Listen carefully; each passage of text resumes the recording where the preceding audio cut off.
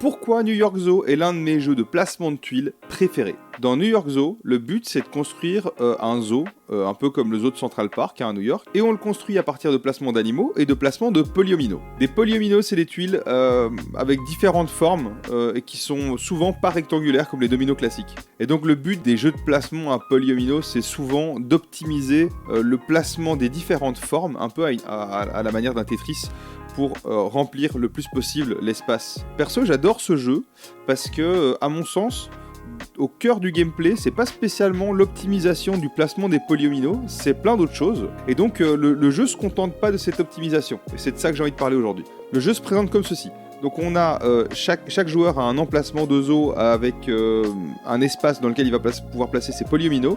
Les polyomino sont donc des enclos pour animaux et de différentes tailles. Une fois un enclos rempli avec des animaux, on va pouvoir remplacer cet enclos par une attraction. Et donc ici, on a toute une pile de différents types d'attractions, de différentes formes, de différentes tailles, qui vont nous permettre de remplir vraiment l'espace. Le premier joueur qui aura rempli tout son plateau aura gagné. Il sera donc super important de bien choisir les différentes tuiles qu'on va placer, parce que si on se retrouve avec des trous, on va devoir vider des enclos pour aller récupérer des attractions qui font la taille de 1 carré, ce qui est vraiment tout petit et en fait c'est pas optimal. Je préviens, la mise en place est assez pénible parce qu'en fait il faut empiler des polyomino de différentes tailles avec les plus grands en dessous, les plus petits au-dessus, et donc en fait pour la mise en place c'est assez pénible de trier les polyomino etc et de les placer, mais une fois la mise en place faite, le jeu il est assez cool. Pour pouvoir placer de nouveaux animaux ou de nouveaux enclos, en fait on va devoir faire avancer un éléphant qui est tout simplement un pion disponible pour tous les joueurs. Pour ajouter des animaux ou des enclos sur son plateau, en fait, on va chacun à notre tour devoir déplacer l'éléphant de 1 à 3 ou 4 cases, et on va se placer soit sur un lieu dans lequel il y a des tuiles, des polyomino d'enclos, soit on va se placer sur une case représentant des animaux et on va récupérer un exemplaire de chaque animal. Pour pouvoir placer des animaux sur notre plateau, on va devoir les mettre dans des enclos. On a également 3 emplacements en haut à gauche, qui sont des abris dans lesquels on va pouvoir mettre stocker les animaux. C'est assez chouette que l'éléphant soit un pion commun et que les ressources soient communes, parce que ça va impliquer un aspect stratégique où on va devoir vraiment optimiser ses trajets pour essayer d'obtenir les bonnes tuiles.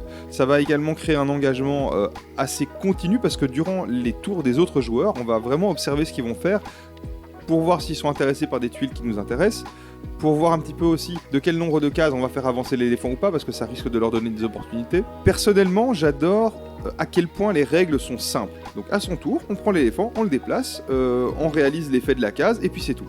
Mais ce qui rend ce jeu super cool, à mon sens, ce sont ces emplacements, qui sont les emplacements de naissance. Si l'éléphant passe devant l'un de ces checkpoints, on va provoquer des naissances au sein des couples de tous les joueurs, des couples des animaux qui sont représentés. Par exemple, si on passe au-dessus de cette case avec l'éléphant, des couples de suricates vont avoir un enfant. C'est donc un élément gratuit qu'on va rajouter dans son enclos, et donc c'est 1 à 2 couples de suricates qui vont avoir un enfant chez chaque joueur. Il faudra donc rester super attentif pour optimiser son plateau à l'arrivée de ces différentes naissances. Je m'explique. Quand un enclos est plein, on se débarrasse des animaux qui sont dans cet enclos. On va en conserver un seul, qu'on va pouvoir replacer dans un autre enclos qui contient ces types d'animaux, parce que chaque enclos ne peut contenir qu'un type d'animal. Donc, soit on récupère donc ce dernier animal de notre enclos et on le place dans un enclos qui contient la même sorte d'animaux, soit on le place dans un des abris. Une fois qu'un enclos est comme ça vidé de ses animaux, on va récupérer une attraction qu'on va rajouter. C'est comme ça en fait qu'on va remplir son plateau. Donc on va poser des enclos, on va les remplir d'animaux. Une fois qu'ils sont remplis, on va vider l'enclos, replacer l'un des animaux et ajouter une tuile d'attraction. Ça en fait, ça permet de comboter à mort. Mettons ici, on a cet exemple-ci. Si avec mon éléphant, je décide de faire 3 cases, de venir ici par exemple à l'acquisition d'un éléphant rose ou d'un pingouin. On va commencer par les naissances. Ici en fait, je vais faire naître un flamant rose, parce qu'on est passé par cette tuile-là dans chacun de mes enclos. On voit qu'ici, cet enclos-ci, je l'ai rempli, donc je vais pouvoir le vider, récupérer une attraction pour remplir mon zoo, et ce flamant rose restant, je vais pouvoir le mettre ici, et également vider cet enclos par exemple.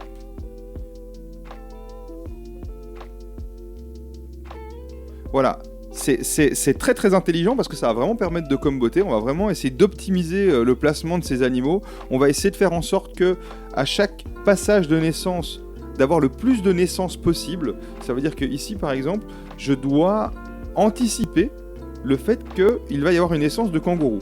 Si je ne profite pas de cette naissance de kangourou, c'est pas optimal. Ici, par exemple, dans ce plateau, en l'occurrence, bon, là, j'ai mis ça de manière complètement arbitraire, on n'est pas sur une partie réelle. Mais ici, par exemple, il nous reste plus qu'un enclos avec 2 renards arctiques. C'est pas optimal par rapport à la naissance des kangourous. Ici, la naissance des kangourous, de toute évidence, j'arriverai pas à avoir ce que je veux pour pouvoir faire une naissance. Donc je vais essayer de viser la prochaine naissance qui est la naissance des pingouins. Et là, il va falloir que j'optimise un petit peu mon enclos pour avoir des pingouins.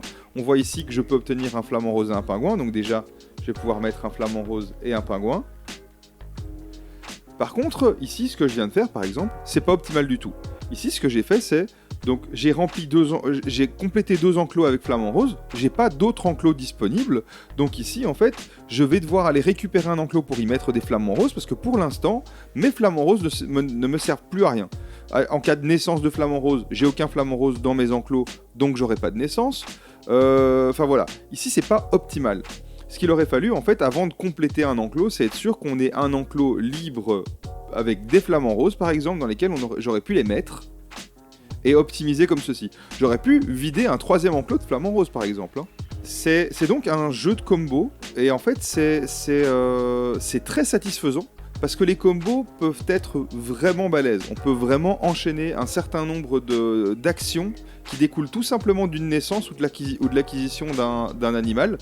D'autant plus à 2 joueurs, parce qu'à 2 joueurs, pour accélérer les parties, ce qu'ils ont fait, c'est que, en gros, à chaque naissance, on va avoir une naissance bonus qui aura lieu dans un enclos au choix, à un animal au choix. Par exemple, ici, avec ma naissance de flamant rose, j'aurais pu ajouter une naissance bonus avec un renard arctique.